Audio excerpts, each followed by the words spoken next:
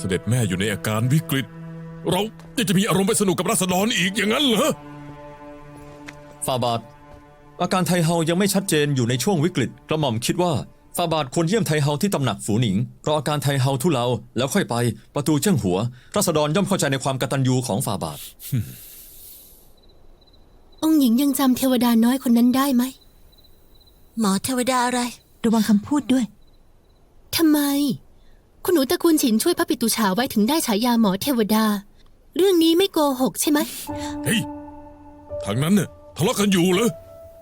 เสด็จพ่อคุณหนูก้าวตระกูลฉินฉายาหมอเทวดาต้องมีวิธีรักษาท่านย่าได้ไหมคะกราบทูลฝ่าบาท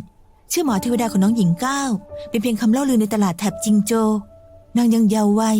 จะกล้าอวดอ้างเป็นหมอเทวดาได้อย่างไรไม่ว่าจะข่าวลือหรือไม่นางรักษาท่านย่าหายก็เป็นเรื่องจริง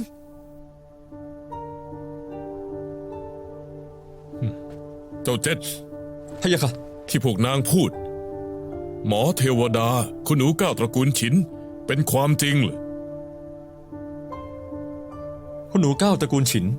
เคยรักษาพระปิตุฉาจริงพะยะค่ะ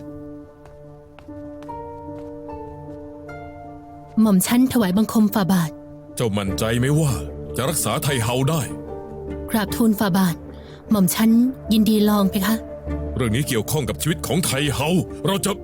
ะให้ลองได้อย่างไรฝ่าบาทที่หม่อมชั้นจะลองดูหมายถึงยังไม่ทราบอาการของไทเฮาหมอไม่ใช่เทวดาก่อนจะได้พบคนไข้ไม่อาจรู้ได้ว่ามีความมั่นใจหรือไม่ดังนั้นจะให้หม่อมชั้นลองดูหรือไม่ขอทรงตัดสินพระทัยแสดงว่าถ้าเจ้ารักษาหายก็นับว่าเป็นความสามารถเจ้าหากรักษาไม่หายก็เป็นความผิดของฝ่าบาทที่เลือกใช้คนอายุอย่างน้อยแต่กลับคิดการไกลนักเด็กพูดไม่คิดขอฝ่าบาททรงอภัยฝ่าบาทคุณหนูก้าวยังเยาว์วัยแม้มีพรสวรรค์แต่ประสบการณ์ยังน้อยให้หมอหลวงรักษาดีกว่าไหมคะ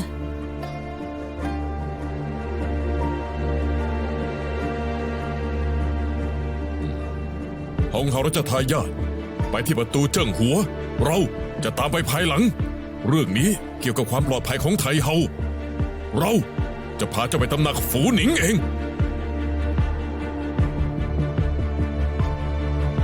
ขึ้นราชรถ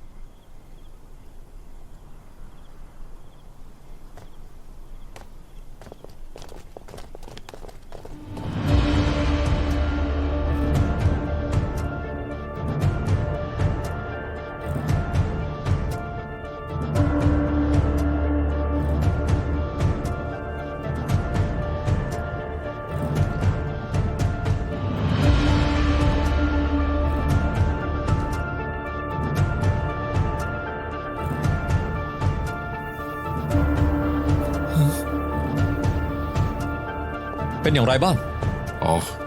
ซื่อจือโปรดรอสักครู่การใช้เข็มทองของหุบเขาโอสถต้องเลือกจุดให้ตรงกับที่เลือดไหลเวียนการคำนวณซับซ้อนมากไม่อาจรบกวนคุณหนูก้าวได้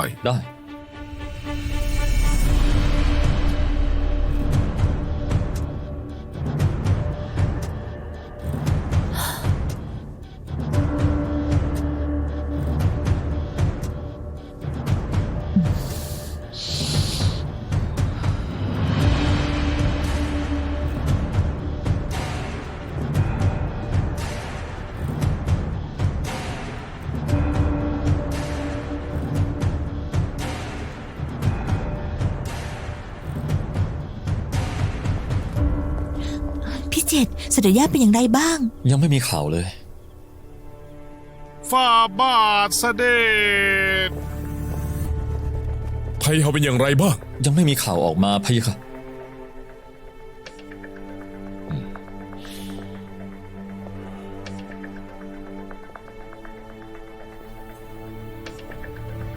ไทเฮา ทุกคนรออยู่ที่นี่ เจ้าเจ็ด จะทำอย่างไรดี จะทำอย่างไรดี อยากจะออกฤทธิ์ต้องใช้ จะทำอย่างไรดีล่ะ โปรดใจเย็นลงก่อน ฝ่าบาท คุมฝ่าบาท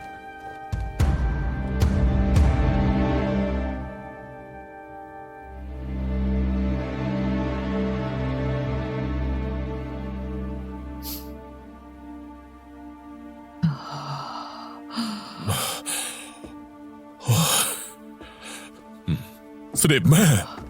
เสด็จแม่ ลูกมาแล้วลำบากแล้ว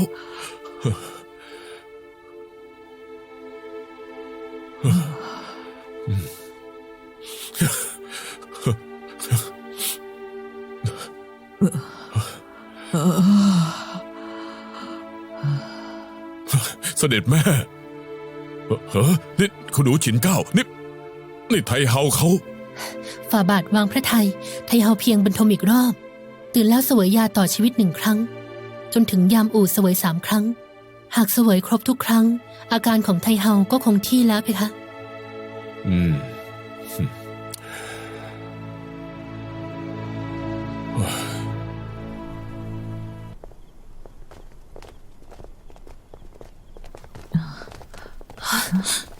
เสด็จพ่อ เสด็จย่าปลอดภัยหรือไม่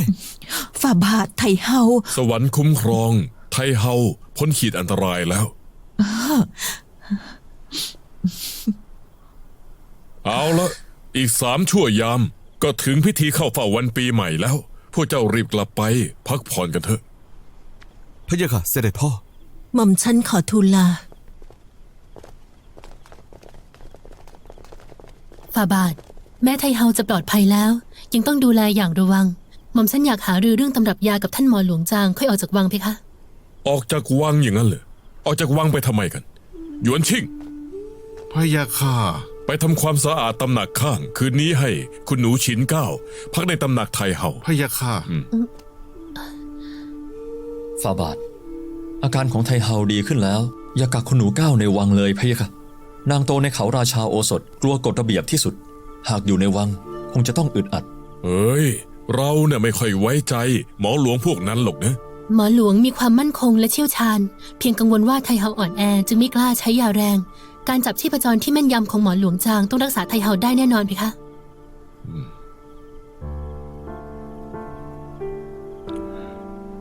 หยวนชิ่ง เอาป้ายโยกของเรามา ถ้าเช่นนั้นก็ขอให้คุณหนูฉินเก้าเข้าออกวังทุกวัน อ่ะ ถือป้ายยกนี้เอาไว้ ต่อไปการเข้าออกในวังหลวงก็จะสะดวกมากขึ้น ขอบพระทัยฝ่าบาท หม่อมฉันจะเข้าวังทุกยามซื่อตรวจชีพจรไทเฮา ดีเลย แบ่งงานกันรับผิดชอบ ก็ให้เจ้าเจ็ดรีบพาคุณหนูฉินเก้ากลับจวนเถอะ กระหม่อมรับพระบัญชา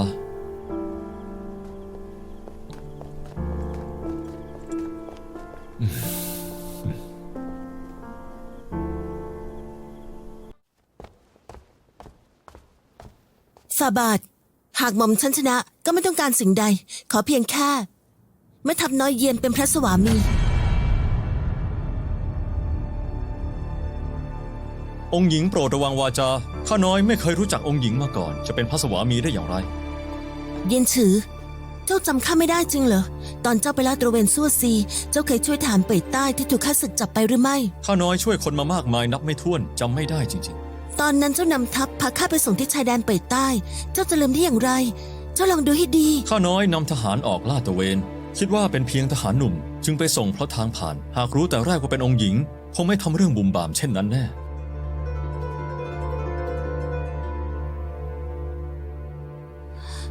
ฝ่าบาท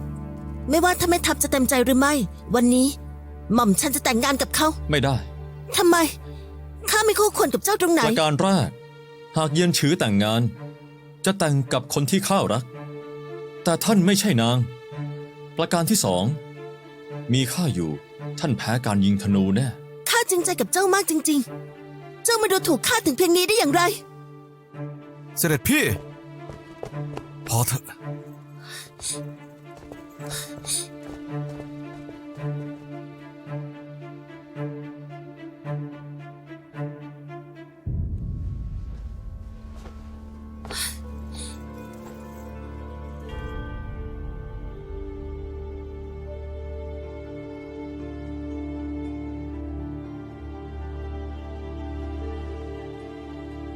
เสด็จพ่อ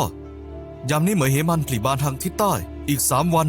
น่าจะเชิญองค์ชายองค์หญิง จากเป่ยใต้และซีหานไปเที่ยวชมและฝึกขี่ม้ายิงธนู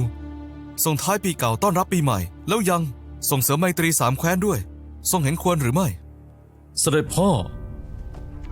เสด็จพี่มีฐานะสูงส่ง ไม่ค่อยออกนอกวัง ลูกเห็นด้วยพะยะค่ะ เช่นนั้นก็ดี รัชทายาทต้องดูแลความปลอดภัยของทุกคนด้วยนะ ห้ามกระทำการโดยพลการ น้อมรับพระบัญชา เสียว่านถ้าฝ่าบาท ให้พี่เจตแต่งงานกับนางจริงๆจะทำอย่างไร ข้าดูว่าเขาจะทำไง คนอื่นเป็นไง ไม่เกี่ยวกับข้า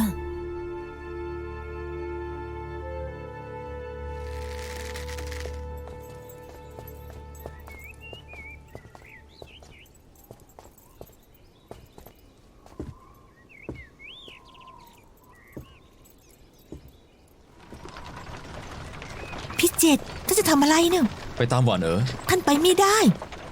ผู้หญิงจงหยงโฮและฉินเจ้าอีอยู่บนรถด้วยถ้าตามไปจะมีประโยชน์อะไร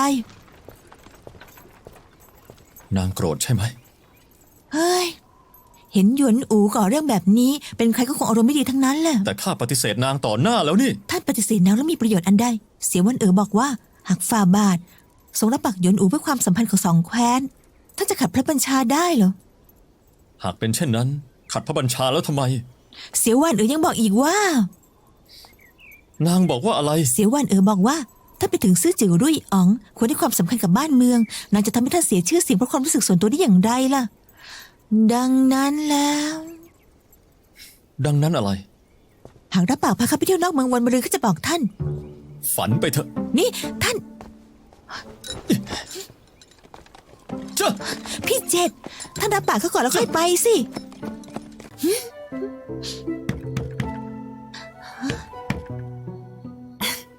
ความแน่วแน่มาแล้ว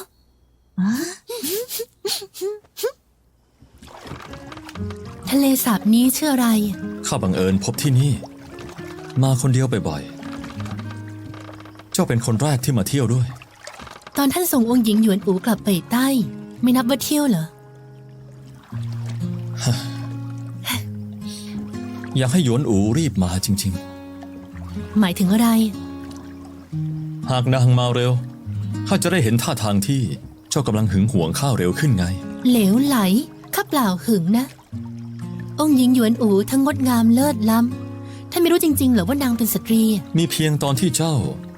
ถือหัวใจที่ชุ่มเลือดนั่นโดยไม่กระพริบตา ถึงเจ้าเรียกว่างดงาม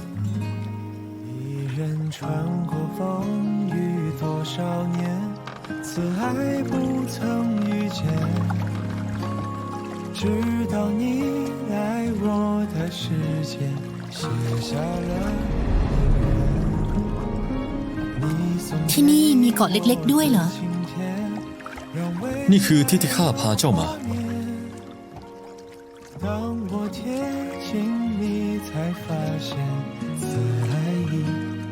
湮灭。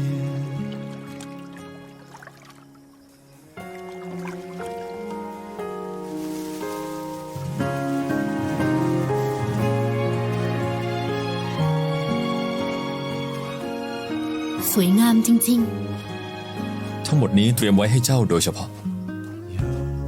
你的笑脸，温暖雪的眼，柔软了光线，拨动我心弦。有你的季节，微风拂落叶，扰乱了湖面，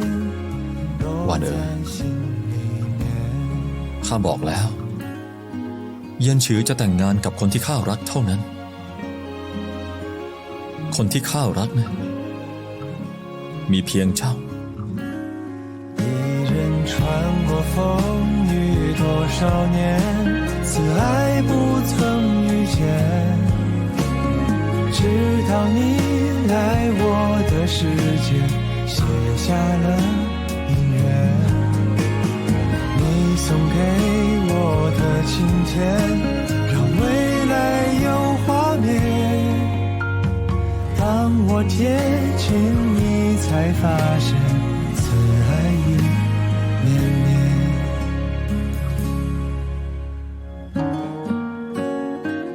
เฮ้ย ขอบคุณ ข้าน้อยขอตัว คุณหนูก้าวตระกูลฉินช่วยด้วย องค์หญิงของข้าบาดเจ็บที่สวนทางทิศใต้อยากขอให้คุณหนูก้าวตระกูลฉินไปช่วยรักษา ส่วนทางใต้ก็มีหมอทำไมไม่รักษาที่นั่น เดิมทีองค์หญิงของเราคิดว่าวันนี้แม่ทัพน้อยเย็นจะไปด้วย ไม่คิดว่าพอไปถึงสวนทางทิศใต้กลับไม่พบเขาด้วยความโมโหจึงต้องการกลับเมืองหลวงทันทีพอใกล้จะถึงเมืองหลวงม้ากลับตื่นตกใจสะบัดองค์หญิงตกลงไปจนถึงตอนนี้ยังไม่ได้สติเลย ในเมื่อบาดเจ็บตอนกลับ แล้วทำไมไม่รักษาในวังเล่า พวกข้าก็ไม่ทราบว่าองค์หญิงบาดเจ็บตรงไหน จึงไม่กล้าเคลื่อนย้ายโดยพลาการเพราะวรกายองค์หญิงล้ำค่ายิ่งไม่อาจให้บุรุษตรวจรักษาได้ ดังนั้นจึงต้องมาขอความช่วยเหลือจากหมอเทวดาน้อยไปรักษาให้ เจ้าคิดว่าข้าเชื่อเหรอ องค์หญิงของข้าชอบทำอะไรหุนหันพลันแล่น พวกข้าตักเตือนหลายครั้งก็ไม่เป็นผล หากหมอเทวดาน้อยไม่อยากไป ก็พอจะเข้าใจได้ เพียงแต่เรื่องนี้เกี่ยวข้องกับความสัมพันธ์ระหว่างสองแคว้น หากองค์หญิงเป็นอันตรายจริง องค์รัชทายาทของท่านและแม่ทัพน้อยเยียน ก็ยากจะรอดพ้นความผิดไปได้จ้ะจ้ะจ้ะ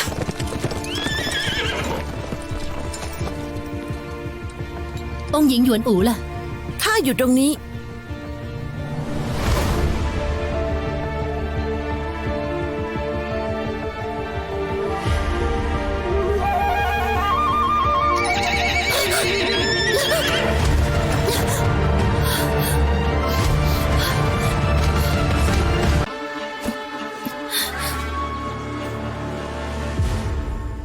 ท่านเป็นองค์หญิงแห่งเป่ยใต้ แต่กลับฆ่าทหารองครักษ์ ไม่กลัวฝ่าบาทจะลงโทษเหรอ ฮ่องเต้ผู้ยิ่งใหญ่จะมาลงโทษข้าแค่เพราะทหารสองนายงั้นเหรอน่าขันสิ้นดี อีกอย่างนะ หากวันนี้เจ้าตายไป ใครจะรู้ว่าข้าฆ่าเขาล่ะ ท่านหลอกข้ามาที่นี่ เพื่อที่จะฆ่าข้าเหรอ ท่านบ้าไปแล้วจริง ตอนนี้เจ้าพยายามยั่วยวนแม่ทัพน้อยเยียนคงจะ ไม่คิดว่าจะมีวันนี้สินะ งั้นในตอนนี้ข้าจะเอาความอับอายทั้งหมดที่ได้รับเพราะเจ้าที่ข้าถูกเมินเฉยเพราะการมีอยู่ของเจ้าให้เจ้าชดใช้ด้วยชีวิต ๆ หากท่านฆ่าข้า เยี่ยนฉือจะปฏิบัติกับท่านอย่างไร จะฆ่าก็ฆ่าข้าไม่กลัว องค์หญิง ตามไป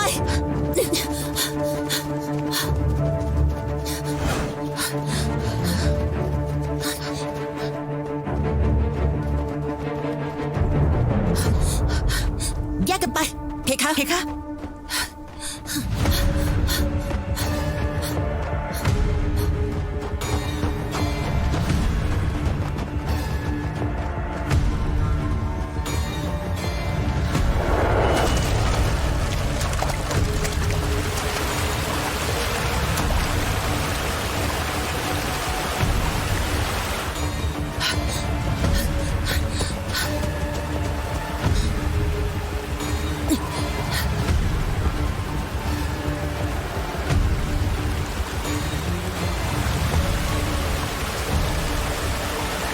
อยู่ต้องเห็นคนตายต้องเห็นศพไปตามหานางกลับมาให้ข้า เพคะ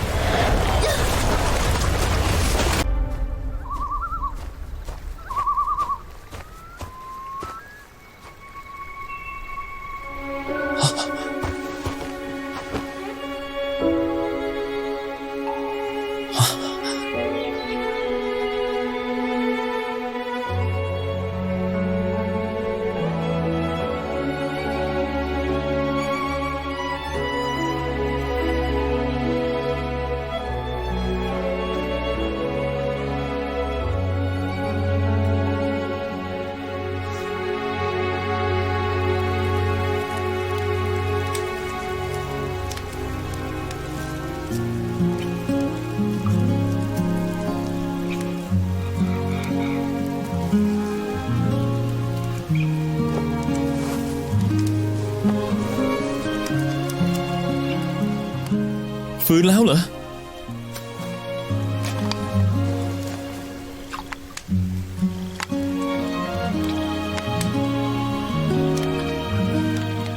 มา น้ำแกงต้นหอมป่าขับความหนาว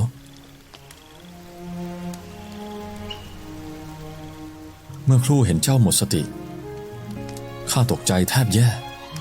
โชคดีที่ท่านแม่ทัพเฉลียวฉลาดข้าถึงรอดชีวิตมาได้ 你的笑脸，温暖雪的眼，柔软了光线，拨动我心弦。有你的季节， ไม่กลัวข้าหาไม่พบเหรอ 落叶。 ข้าไม่เคยคิดว่าท่านจะหาข้าไม่พบ แต่ข้ากลัวจะหาเจ้าไม่พบ 落在心里， กับกลัวหาเจ้าพบในตอนที่สายไป 一人穿过风雨多少年，此爱不曾遇见。直到你来我的世界，写下了音乐。你送给我的情节，让未来有画面。当我จริงสิรองเท้าฟาง 才发现，此爱已绵绵。 เจ้าลองดูก่อนว่าพอดีไหม 当我贴近你， ใช้ได้ มา คิดไม่ถึงว่าท่านทำเป็นด้วย ออกรบข้างนอกนานๆ นี่เป็นเรื่องจำเป็น คู่นี้ยังทำให้เสร็จดีนะ มา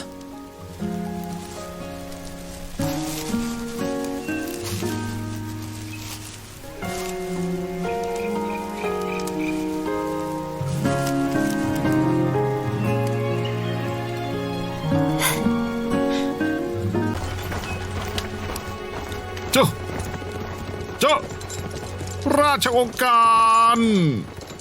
หยุด ชินหว่านรับราชองค์การ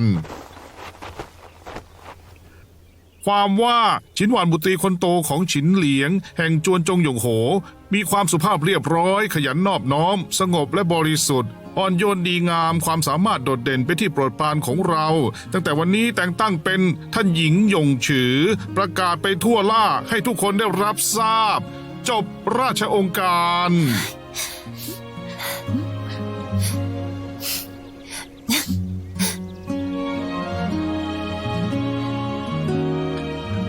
รับราชองค์การสิ อ๋อ ขันที่หยวนโปรดรอสักครู่ ท่านหญิงหยงฉือ ดีใจจนเสียสติแล้ว รีบรับราชองค์การ น้อมรับราชองค์การ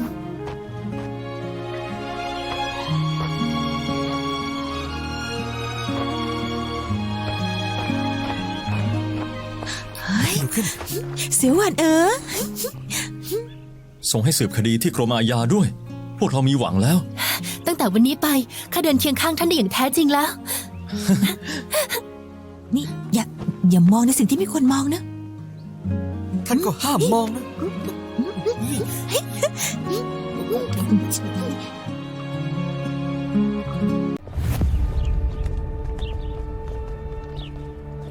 เมื่อเคยมียามรักษาการพบศพที่นี่ ทั้งเปลือยกาย สภาพศพน่ากลัว แต่ว่าดูแล้วคนร้ายลงมือได้สะอาดมาก ที่เกิดเหตุมีคราบเลือดเล็กน้อยไม่มีร่องรอยอย่างอื่นเลยฟางป๋อตรวจสอบเบื้องต้นก็ไม่พบสิ่งใด ตรอกมืดนี้แม้จะห่างถนนใหญ่ แต่เชื่อมต่อกับตรอกซอยและบ้านเรือน หากคนร้ายมาที่นี่ก็ต้องผ่านตรอกซอยเหล่านี้ มีใครเห็นคนที่น่าสงสัยไหม ข้าให้คนตรวจสอบแล้ว นอกจากยามรักษาการ ก็ไม่พบใครน่าสงสัย สีของเลือดคนไม่น่าคล้ำขนาดนี้ ดูเหมือนจะมีสิ่งอื่นปะปนอยู่ด้วย แต่ปริมาณน้อยมาก ดูไม่ออกว่าเป็นทรายหรืออะไร คราบเลือดน้อยมาก ที่ก่อเหตุต้องที่อื่นแน่ไปดูรอบๆกัน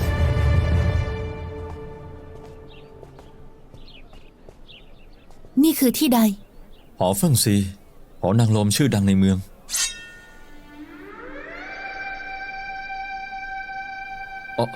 อ๋อ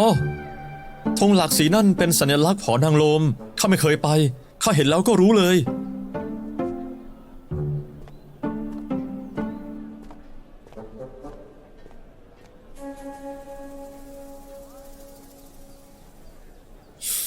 ด้านหลังร้านเหล้าด้านหน้าหอนางลม พอเมาคนสกปรกมากมายก็มาปลดทุกข์ในตรอก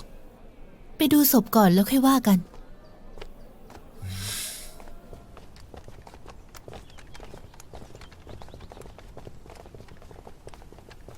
ซื่อจือข้าน้อยคารวะท่านหญิง ควรเรียกว่าท่านเก้า นี่เป็นการไม่เคารพเท่าไหร่ เจ้าเมืองเจิ้งไม่ต้องคิดมาก คิดว่าท่านก้าวนั้นก็คงไม่ใช่คนที่เคร่งครัด การเรียกเช่นนี้เวลาออกไปทำงาน ก็สะดวกมากยิ่งขึ้นด้วย เช่นนั้นก็ขอทำตามคำขอท่านก้าว ไม่ทราบว่าควรเรียกท่านว่าอย่างไรกัน ผู้นี้ผู้บัญชาการหลี ผู้บัญชาการนี่คือท่านเก้าก่อนหน้าที่วี่โจไม่ได้แนะนำคราวนี้ถือว่าชดเชย เคยได้ยินเรื่องราวผู้บัญชาการหลี่มาก่อน สมคำร่ำลือจริง ๆ เพิ่งพบครั้งแรกก็รู้ว่าข้าชอบเป็นกันเอง น่าชื่นชมจริง ท่านก้าวไม่ต้องเกรงใจศพครั้งนี้มีสภาพน่าเวทนาและน่ารุนแรงรีบไปดูกันเถอะ ๆ ช่วงนี้อากาศเย็นทำไมศพถึงเน่ารุนแรง เพราะว่าผิวหนังของผู้ตายถูกลอกออกไปหมด จด ผู้ตายเป็นเพศชาย สูง5 ฉื่อครึ่ง ขากรรไกรล่างถูกตัดออก ป้องกันไม่ให้เหยื่อพูดหรือฆ่าตัวตาย ผิวหนังทั่วร่างถูกลอกออกหมด บาดแผลเน่าแล้ว แยกแยะใบหน้าไม่ได้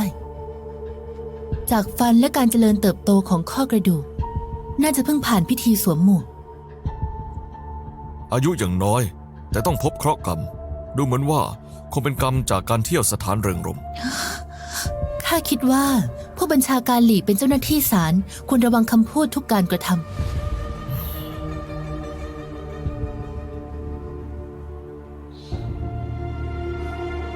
ในปากและจมูกไม่พบสิ่งแปลกปลอมท้ายทอยมีรอยบุบเล็กน้อย ดูเหมือนถูกตีด้วยของไม่มีคม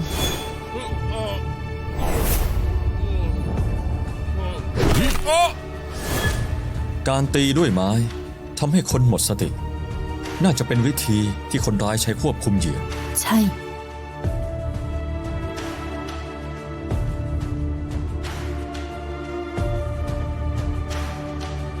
จด ต้นขาของผู้ตายมีรอยบาดเป็นแนวยาวเรียวลึกประมาณ2 ส่วนไม่บาดถึงเส้นเลือด จากทิศทางของรอยแผลคนร้ายน่าจะใช้มีดเล็กคมบางๆลงมีดจากจุดนี้ ลอกหนังคนออก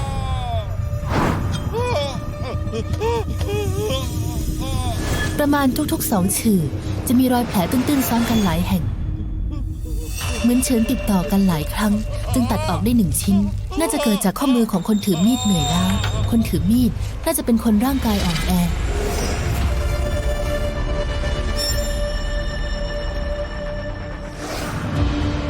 จด เหยื่อไม่มีบาดแผลภายนอกที่ทำให้ถึงแก่ชีวิต แม้เสียเลือดมากแต่ไม่ถึงกับตาย สงสัยว่าเสียชีวิตเพราะความเจ็บปวดรุนแรงระหว่างถูกลอกหนังทำให้โรคหัวใจกำเริบ ท่านก้าวท่านหมายความว่า ตอนที่ผู้ตายถูกถลกหนังยังมีชีวิตอยู่เหรอ บาดแผลบนร่างของผู้ตายทั้งหมดอยู่ในสภาพหดตัว มีเพียงคนที่มีชีวิตอยู่ ถึงมีปฏิกิริยาเช่นนี้ นี่เจะปวดจนตายทั้งเป็น หรือว่าเป็นเยียนหลี เป็นไปไม่ได้ ไม่ เหมือนกับการประหารชีวิตด้วยการเฉือนเป็นชิ้นๆ ตราบใดที่ผู้ลงโทษมีทักษะสูงพอ ก็ทำให้ก่อนการลงดาบสุดท้ายที่จะทำให้ตาย ผู้ถูกลงโทษอยากตายก็ไม่อาจตายได้ บางครั้งยังป้อนยากระตุ้นหัวใจด้วย ในคดีนี้เหยื่อถูกป้อนยาหรือไม่ ต้องรอผ่าชันสูตรก่อน แต่สีของบาดแผลบนศพ สอดคล้องกับระดับการเน่าเสีย เวลาที่ใช้ถลกหนังน่าจะไม่เกิน2 เขตถึงครึ่งชั่วยาม ในช่วงเวลานี้การถลกหนังต่อเนื่อง ความทรมานของเหยื่อจะรุนแรงที่สุด คนร้ายต้องมีสถานที่รับตาคน จึงจะไม่ถูกรบกวนทำการฆาตกรรมได้จนจบ ข้าอยู่มานานขนาดนี้ วิธีการโหดร้ายเช่นนี้ เพิ่งเคยเห็นเป็นครั้งแรกจริง จด ไม่พบสิ่งแปลกปลอมในร่างกายของผู้ตายอย่างชัดเจน ตับและไตไม่มีปฏิกิริยา แต่ก่อนที่ผู้ตายจะถูกลักพาตัวไปดื่มสุราปริมาณมาก หัวใจไม่มีความเสียหายแต่สีซีด สอดคล้องกับการเจ็บปวดจนหมดสติ หัวใจหยุดเต้นเฉียบพลันเพราะขาดเลือดจนเสียชีวิต ตายเพราะความเจ็บปวดทรมานจริง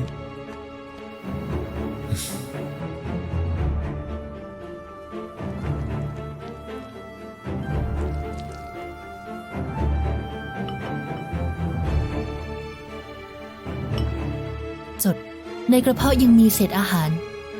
มื้อสุดท้ายน่าจะห่างจากเวลาเสียชีวิตประมาณ2 ชั่วยาม จากเศษอาหารที่เหลือเห็นได้ว่า มื้อสุดท้ายเขากินปู ช่วงนี้แม้ปูจะหายาก แต่โรงสุราใหญ่ๆก็จะเตรียมไว้ จะค้นโรงสุราทั่วเมืองเหรอไม่ได้ฝ่าบาทกำชับมาเป็นพิเศษ เรื่องนี้เกี่ยวกับความปลอดภัยของเมืองหลวง ห้ามทำให้ชาวบ้านตื่นตระหนกจนเกิดความวุ่นวาย แยกได้หรือไม่ว่าเป็นปูผัดหรือปูนึ่ง แตกต่างกันอย่างไร ตอนพบศพ เวลาตายไม่เกิน2 ชั่วยาม แสดงว่าที่คนร้ายถลกหนังกับทิ้งศพ และจับตัวคงไม่ห่างกันมาก และตรอกมืดที่ทิ้งศพนั้นด้านหน้ามีโรงสุราด้านหลังมีหอเฟิ่งซีโรงสุราเชี่ยวชาญการทำปูผัดส่วนหอเฟิ่งซีชื่อเสียงโด่งดังด้านปูนึ่ง อายุยังน้อยกลับไม่รักดี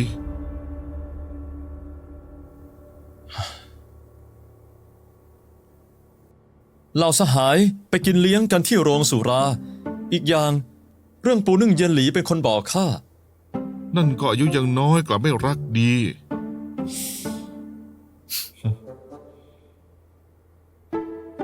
ในกระเพาะไม่มีเครื่องปรุงหนักๆ เป็นปูนึ่ง อ๋อ ใช่ มือปราบจักรจันทร์รีบไปหอเฟิ่งซีดูว่าวันเกิดเหตุช่วงบ่ายและตอนกลางคืนมีใครบ้าง ที่สั่งปูนึ่งนั่น ครับ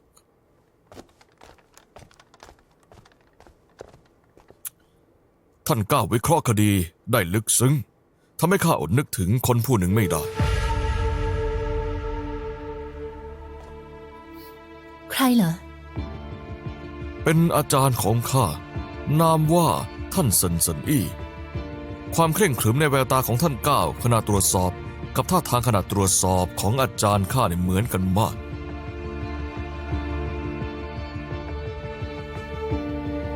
ข้าเคยคิดว่า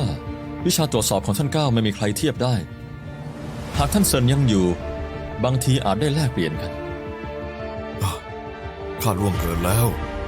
ฝ่าบาทยังรอข้าไปรายงานอยู่ ขอตัวก่อนนะ แต่เท้าหลีเดินทางปลอดภัย